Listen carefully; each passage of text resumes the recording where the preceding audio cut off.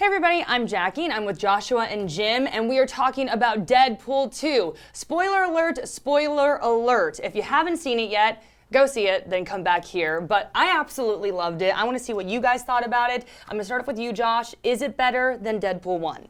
I don't think it's quite as good as the first one because it's hard to recapture that comedic lightning in a bottle, but I actually had a really fun time watching this movie, and while it was a little slow to start, I thought by the end it really found this really interesting, dark, emotional heart to it, so I had a great time. Okay, Jim? Yeah, I thought it was a better movie than the first one. I thought it was better made. I thought it had a fuller story. It didn't quite feel like a bunch of skits. I liked the first one a lot, but I thought this one was a bit more fully formed and better executed, both in terms of some of the action and just kind of being able to go there. But again, that first movie was so groundbreaking and being able to allow this movie to improve upon it. So that is not a knock in the original movie. I was torn. I really enjoyed Deadpool 2. I thought that it also had more depth, and I just thought that we really got to see the love story between him and Vanessa evolve a lot more, and there was just a lot more things that I liked about Deadpool 2, but Deadpool 1 was just so groundbreaking. It was darker, it was grittier, so I kind of feel like you too, Joshua. It was kind of like we're seeing the same old thing again, but I don't know. I'm kind of like in the middle there, but I think I like Deadpool 2 a little bit better. Let's talk about Cable now. Josh Brolin taking on this epic character. So what did you guys think of his performance, Jim? I thought he was great. I mean, I think he's, while physically he's in, they even have some jokes at his expense about this, about being shorter than the comic book version. I mean, he's a badass, he's tough, he was ripped. You know, he had all, and he's funny. He had all the right elements that were needed for this character, and he's a good actor. So I thought he was perfect for it, and I really enjoyed his sort of chemistry with Ryan Reynolds and with the rest of the cast, because Ryan's not the only one he interacts with, and that for so much of the movie, he is sort of the antagonist. He is sort of set up like the Terminator, and then when he switches and becomes an ally, you know, they all kind of found a new footing with each other there, which I thought was really good.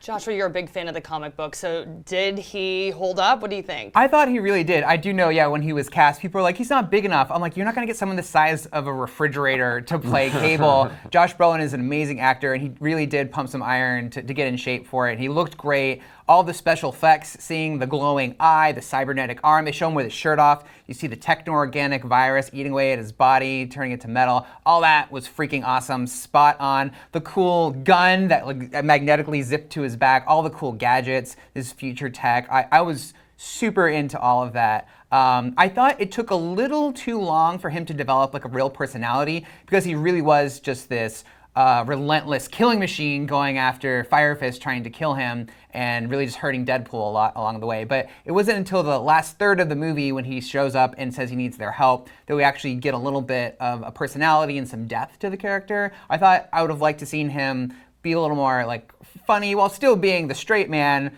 but having a little more like fun in the movie and getting a little more Cable flavor earlier on. But all the little touches they put in to give something for them to make a joke about, like the fanny pack and the lip gloss and stuff, all that was great. Something that was different from the comics that I was really surprised about was that in the movie they're saying, oh, my wife and my daughter Hope were killed, and he had the teddy bear and everything. In the comics, Hope was a completely different character who was his surrogate daughter, this like mutant messiah who he took into the future to save, raise, and then bring back to the present to save everybody. They didn't do any of that. Obviously, it's a little complicated.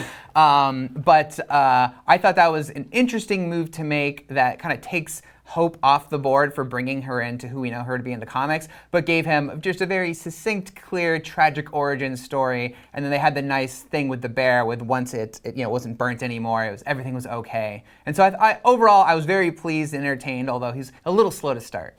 You know, I kind of disagree with you a little bit. So I liked how they made Josh Brolin not funny at all, because I just felt like it just added to Cable's intensity, you know? It was just like, he was such a polar opposite of Deadpool, you know?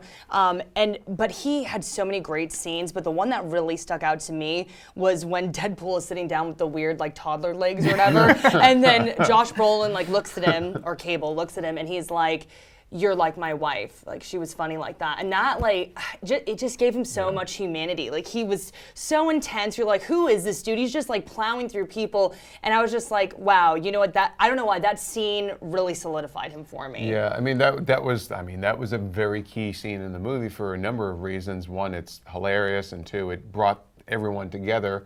But I think for Cable, it's a matter of, you know, him actually coming to people asking for help, putting their gun away for a second and being like, I am more than what you think I am. And I thought that it was kind of an interesting, it's not a perfect example, but like if he's in the first half, he's kind of like Terminator from the first Terminator movie, and then from that scene on, he's more like the Terminator in T2, where he's a little bit more humanity, which is, I know, a weird thing to say about a Terminator, but like he's got a different sort of dimension to him then, and then you can really start relating to him. But he needed to be, frankly, kind of scary and intimidating for that first half. Otherwise, everything was going to be a joke and nothing would land. You would never feel like that kid, Fire Fist, was in any danger if he was just yucking it up. Yeah, but you know what? I want to see what people at home think. I mean, are you Team Joshua or are you Team Jacki? Or, you know what I mean? Does he need to lighten up, or did you like how intense he was? And as you were saying, Jim, I think down the road maybe we'll see him getting a little bit campier, but again, we'll see. Okay, but we were talking about Cable. Now let's talk about X-Force. Oh my goodness. I mean, Domino was absolutely awesome. We were talking about how great Fire Fist was. Joshua, why don't you start with this one and tell us what you thought about the X-Force? So obviously this was the big fake out of the movie, because from the Right. trailers, I'm like getting pumped, like all these like Rob Liefeld characters are in there, Shatterstar's in there, I'm like, oh my gosh. And then of course they just one after the other just die in horrific ways. It was probably Even poor Peter. It was probably the funniest part of the movie, and it kept getting just so bad, especially with Zeitgeist vomiting the acid on Peter and him dying.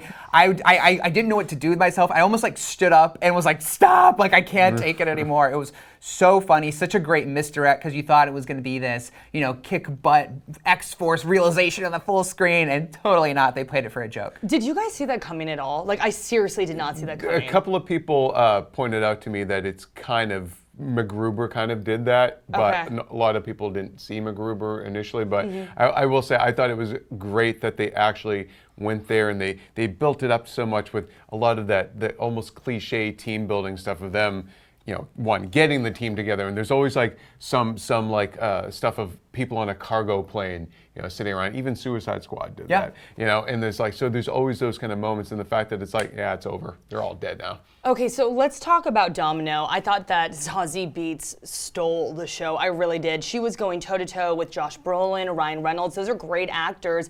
Did you guys feel the same way? I mean, I really felt she held her own. Yeah, I thought she was great. I mean, and I love, too, how they took a character where even in the movie they're saying, how cinematic is this? And you then see how cinematic awesome it actually is. And yeah, so I thought she brought in a whole new sort of vibe to the movie, in a sort of way to like have a cool character, keep it funny, but like she can actually like kick ass and do all these other things. It's not just somebody else to have who's there to have a joke made at their expense.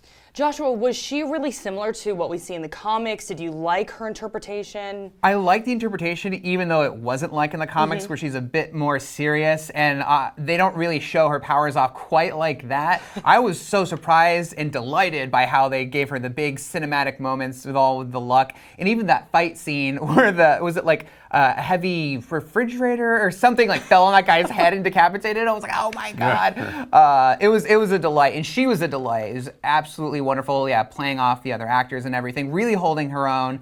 The one thing I wasn't quite sold on is like they tried to like tie her in. She's like, oh, I used to go to this origin as well. This orphanage as well, as sort of like giving her an origin that loops in with everything else going on in the movie. She didn't really have like an emotional hook that was really strong for me, even though I did enjoy her presence throughout.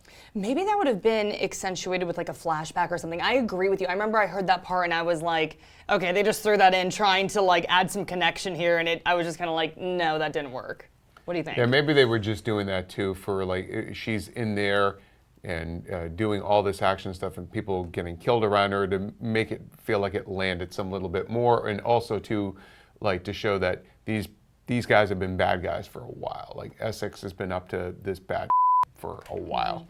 And that they, so that they've had it coming, kind of thing. Okay, I'd like to talk about Julianne Denison as Fire Fist. I mean, I think the kid's hilarious. I think he's incredibly talented, and I thought he owned it. Joshua? No, yeah, 100%. He that Australian accent really just coming through. New Zealand, but New Zealand accent. yeah. Oh, I knew I was gonna say something wrong. That's okay. Really just gave him this like kind of weird charm, even though he was out to like murder people. And his powers you don't think a guy who can shoot like flames out of his fist to be that threatening, but he was doing some serious damage. And then he was also there with the humor as well, with like the pen and everything. Oh gosh, yeah. So I thought he held his own, and he was an interesting, emotional crux for Deadpool, who wanted to have a baby with Vanessa at the beginning. Obviously, that didn't work out, so he sort of became his surrogate son, and we kind of knew where they were going. But I like how they sort of landed that emotional punch at the end of him deciding that like I have to care for this person like I would of my own son, as like a tribute to Vanessa. Yeah, I thought he was fantastic. I mean, he was playing a character that's not dissimilar in terms of personality, but really heightened to the like nth degree that he played in Hunt for the Wilder People. Yes, yeah. Right down to having like this kind of grizzled mentor kind of character. But I thought he brought so much kind of nuance to different things, and he played wonderfully off of Ryan Reynolds. And you could believe why Josh Brolin would feel like this kid is going to grow up to be a threat. Like, if left unchecked, like that anger and that level of just being hurt. So when you do see that I guess flash forward scene when they're in Cable's home and in the adult version of him shows up, like he is a threat. So I thought he was great. So do you think that we will see more of Fire Fist in the future or not? I think so. You think they'll bring him back? I think he could show up, because in the first movie I remember there was so much Negasonic Teenage Warhead. Loved her. Barely in this movie. You're like, oh, she has a girlfriend now, cool. And then she showed up in the beginning, and then at the end to do her power once, and then she was out. So I don't know if they've kind of like spent all of their creative. I don't know what metaphor I'm going for here. Only one sullen teenager per movie? Yes, okay. Exactly. There'll be a new angry teen. Well, in Julian Denison, by the time they actually do another one, he's going to be grown up. You're right. He'll be much older. He'll have Neville Longbottomed. He'll grow up into a really fit, a good-looking person. He won't be like a tubby, sad person. He's gonna look like Jason Momoa. Neville Longbottomed. Hey, who knows? What do you guys want to see happen with the X-Force? Like, I think Domino is definitely going to be in future movies. Obviously, anybody else that you think we could bring on? Especially you, because you know so many interpretations of the X-Force. Yeah, I mean, I actually like, my favorite version of the X-Force has a lot of X-Men on it. It's got like Psylocke and Archangel and Phantom X. There's this run by Rick Remender called Uncanny X-Force that is just phenomenal, and it has to do with Apocalypse and stuff. I don't see that ever coming to the theater, but I would like a few X-Men to show up just to give maybe a little more name value. I know it kind of gets its charm from using kind of B and C-list characters that general audiences haven't heard of, but I would like to see some X-Men show up and have become like a Black Ops squad of X-Men who go on like missions that the regular X-Men, who are very noble and heroic, would not normally touch. Okay. Oh, sorry. Well, no, I'd love to, they don't necessarily have to stick with characters who were in the lineups from the comics, but I think, they open the door here with Shatterstar and these sort of ridiculous, more cosmic characters. Does that mean then like a Longshot could show up, or like any of these other kind of X-Men characters that were really more out there, and like I think that could be fun, like, or even bring in like a Captain Britain or in some of the Excalibur characters, and just have fun with that. Maybe they go to another country, who knows, Yeah. Okay. Well, talking about X-Men characters, we see Wolverine, Juggernaut, also Brad Pitt. So some awesome surprise cameos. Talk to me, what did you think about those, Jim? Well, I mean, I think it was nice to finally see the X-Men themselves show up in this movie. Yeah. Yes. And that was one of, to me, that was one of the biggest laughs, and how they played it too, where they were like, we don't don't want to be involved with you. And just acknowledging like the stuff that they talked about in the first movie paying off here, like what, we can't afford any of the cast, or the studio doesn't allow them in. And then you just see in this movie, they're like, yeah, oh God. Yeah, they just don't want anything to do with Deadpool. So Yeah, exactly. And that was so just a little tidbit here. Like they filmed that on the set of Dark Phoenix. No way. Okay, Different there you director, go. all that. So they got everyone back. The writers told me in an interview I did with them this week. So it was great that they finally had some synergy there and were able to acknowledge that yes, indeed, they're all the same universe, but that's all as far as we're gonna go. Yeah, and I read the interview you did. You guys can see that on IGN.com, by the way. And then they were talking about how they got Brad Pitt, and it's like superhero movies are like the thing now, so it wasn't like hard to get him. He was happy to do it. Yeah. And it was just that Did it for a cup of coffee. Did it for a cup of scale. coffee. Wow. Did his agent get 10% of the cup of coffee? I don't think. Yeah, I don't think I don't think the agent was probably too happy that he worked on Deadpool for nothing, basically. Yeah. But I feel like a lot of people will be talking about that coming out of the movie because it was such a great gag of the whole Vanisher thing. One thing I didn't get was like, why did he never speak? Just because you're invisible doesn't mean you can't say anything. But I get it. It was part of the probably gag. don't get paid scale if you speak. Then. Yeah. I Right. bet you there was a deal point there. It's just a practical thing, not as it was kind of silly for them to not have him speak, but I get why they did it because then it would have revealed it was Brad Pitt much earlier. But anyways, I'm getting lost in it. But no, it was super funny to see him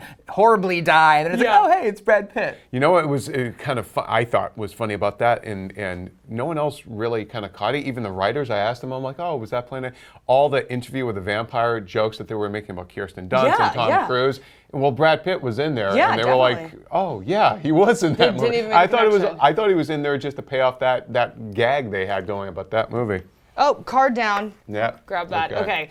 So I thought Juggernaut was absolutely awesome.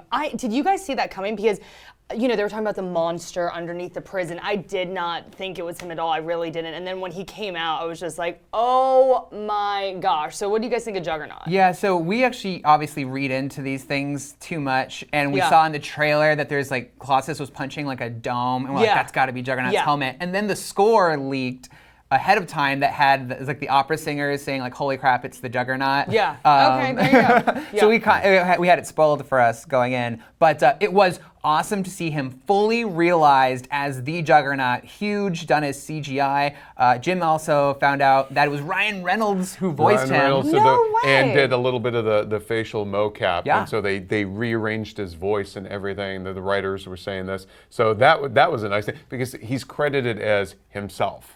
Yeah. And so everyone was like, well, who's Juggernaut? Who's playing him? But it was awesome because obviously we didn't really get him as we wanted to see him in X3, but this was the ideal version. Yeah. Of course, I know a lot of people love the Juggernaut so much, myself included, that they might not be 100% happy that he went out the way he did. That ending, that was so funny. Oh my gosh. That was great. Also, if I'm being super picky from the comics, his whole thing is that he, once he starts building forward momentum, he cannot be stopped. And they were knocking him around and doing all this stuff, even when he was producing forward momentum and got knocked down. But it didn't matter because it was awesome to see him and Colossus go head to head. It was an awesome. It was just awesome seeing that fight realized on the big screen. And this is also the best Colossus has ever been in an X-Men movie. Oh yeah. Like that was another thing I really liked was that he actually has like an arc and he's not just like the background guy. And yes, we saw him in the first Deadpool movie and it was Russian there, but it was nice that they really I recognize that character more in this movie than I have in other Colossus appearances in the X-Men movies. I think that was actually one of my favorite scenes was Colossus and Juggernaut going at it, but also when Deadpool is geeking out about Juggernaut, he's like, oh my gosh, I'm one of your biggest fans, because we've all been there, right? And he just rips him in half. I was just like, oh, and Domino, she's just sees Juggernaut and she's like, nope, I'm gonna be absolutely no part of this. But let's see, what is going to be next with all of this? I mean, we're talking real about, quick, sorry to cut you off. Wolverine, we have to talk about Wolverine. Oh, we gotta talk about Wolverine. Yes. So you really like that one. I know, how did I forget to talk about that? Okay, so obviously the end scenes, I think everyone's going to be talking about that. I mean, Ryan Reynolds just absolutely gunning down repeatedly the old Deadpool, and then Hugh Jackman. We were thinking oh, people are going to be Googling this like crazy. Yeah, I mean, like the X-Men cameo, this was a payoff to something I think people were expecting in the first one, and even right up into, he joked about the Green Lantern stuff in the first one, but to see it pay off again here, like that they were able to use that footage from X-Men Origins Wolverine to acknowledge in their own way a way to retcon that out, or just to flat out address it, like this version doesn't exist anymore, kind of thing. So I thought it was great, and I'm glad that Hugh Jackman didn't come back for something new, because with Logan and him dying, I don't want to see that cheapened, you know? Yeah. They can make jokes about that all they want, but like I don't want to see Jackman himself coming back and like denigrating all the poignancy and the hard work you put into Logan, you know? Yeah, for that makes just sense. a shticky cameo. Joshua, what do you think? Yeah, I agree. I think a lot of us would love to see Logan Yeah. and Deadpool share the screen, like actually not using footage from an old movie. But I feel like this was a great way to kind of have it, while not, again, spoiling what happened with Logan, which was such a wonderful end cap for that character. So it was great to see it. It was a great joke. Pretty much, it's so funny because Ryan Reynolds has had such a rocky journey to this point, to being Deadpool, which is just a universal hit, and he's getting like Golden Globe nominations, killing it at the box office. But if he didn't have these horrible failures to look back on, he wouldn't have any material for these awesome jokes. I also think it's funny too, like they're poking fun at Wolverine dying. Like one of the first shots is like the music box of dead Wolverine. Yes. Oh my but gosh. that they then go and kill Deadpool in this one is almost for a very meta movie, is almost another meta commentary. But of course they undo all that, which was hilarious. But I thought, like, I appreciated that touch too, that they're trying to out Logan, like give him the big long drawn out death scene, and yep, not done yet. You know? That was really funny, Yeah. the death scene. Okay, so maybe no Wolverine, but what is next? We're talking about the X-Force. We got Cable in the mix now. Is there going to be a Deadpool 3? What do you guys forecast for the future? Jim? Well, I think we know that X-Force is going to be the next one out, and Drew Goddard, who did Cabin in the Woods, is going to make that one. He's got another movie he's doing now, so it'll be the next one, but when exactly it starts filming, we don't know. But I think they'll do X-Force, and then the writers were joking with me that they might just skip Deadpool 3 and make Deadpool 4, because if there's any series that could screw with people like that, it's Deadpool. Joshua, what do you think? Yeah, so I think we know we're getting X-Force. I think that's going to be an obvious reunion of Deadpool, Cable, Domino, probably some new characters, and I'm sure it's kind of weird because you think they would set them up in this movie and then we'd see them again, but they killed most of the teams, so they're going to have another recruitment drive off of Craigslist for that. But yeah, then Deadpool 3, it's funny, one thing they were talking about, the writers were saying, and even Ryan Reynolds, he's like, in order to tell a Deadpool story, you have to take everything away from him, and which is why they killed Vanessa, the love of his life, right at the beginning. So are they really what do you take away from him for the third one, right? That becomes the question. How do you do that to that character? So for them to make like a really good Deadpool movie, they're gonna need to find something new to rob him of in traumatic fashion. So I don't really know what would do for that. So does that mean Dopinder and no, not Dopinder. and Weasel and even Bind Firefist Owl. now, Yeah, they're all gonna like buy it in the first 5 minutes? Yeah, I don't know. We'll have to see. Whoops. But I'll say, actually, if I have to pick at one thing in this movie I really, really, really didn't like, for as much as I did like it overall, was the fact that it's so obvious and cheesy and cliche to kill the hero's female love interest and then make her the inspiration for him to go on for the rest of the movie. I thought it was like, as self-aware as Deadpool is, for them to like fall into that cliched trap, I was a little disappointed. That said, by doing that, they actually let Deadpool explore his yearning to die and his relationship with death, like he does in the comic books. So Deadpool actually did go into a really explore like the dark psychology of the superhero that you can only do with Deadpool and wouldn't see in other superhero movies. Like you'd never see Captain America like wanting like this sweet end so he can be with his fallen loved one. Yeah, like Deadpool 2 is oddly enough like a suicide note. It is. You know, it's and disturbing in some ways. Yeah. But we see so much development with him as well. Obviously, there's like those really disturbing suicide attempts, but then also, you know, when that man shoots Vanessa, like I was like, oh my God, like what's he gonna do to this guy? I'm like, he's gonna torture him, he's gonna do terrible things to him, and instead he like hugged him and then just like killed him quickly. I was just like, wow, like I wasn't expecting that, but then you see how Vanessa's love, and you know he's just grown as a person. Or maybe I'm being too emotional. Well, I think he was killing himself too. Like, but it was, yeah, that was definitely. They didn't go in the direction, that the viewers were expecting for that one. You thought, oh, he's gonna rip his head off or something, and it was. Yeah. And it was, I think that's another reason why I liked this one is that they did find more cinematic ways to do things and sort of really thought through like. Paying off something that they're setting up early on. And he's just been kind of like a selfish frat boy so much. Like just, you were talking about this earlier, the relationship he develops with Russell, you know, so.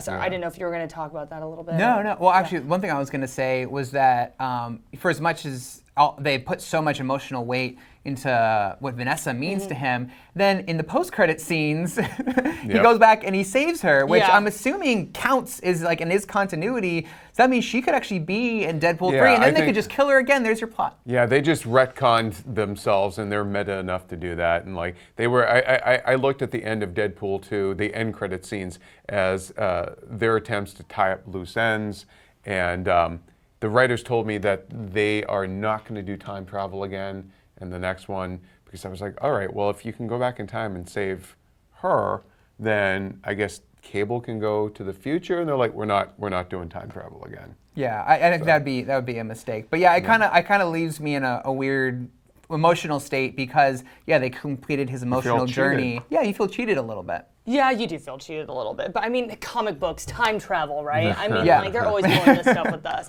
All right, you guys were fantastic. Thank you so much for discussing this with us. And for you at home, if you want to check out some other Deadpool 2 coverage, we have you covered. Make sure you take a look at our review, some Easter eggs that we caught, and make sure you follow IGN on whichever platform you want to subscribe to. Thanks for joining us.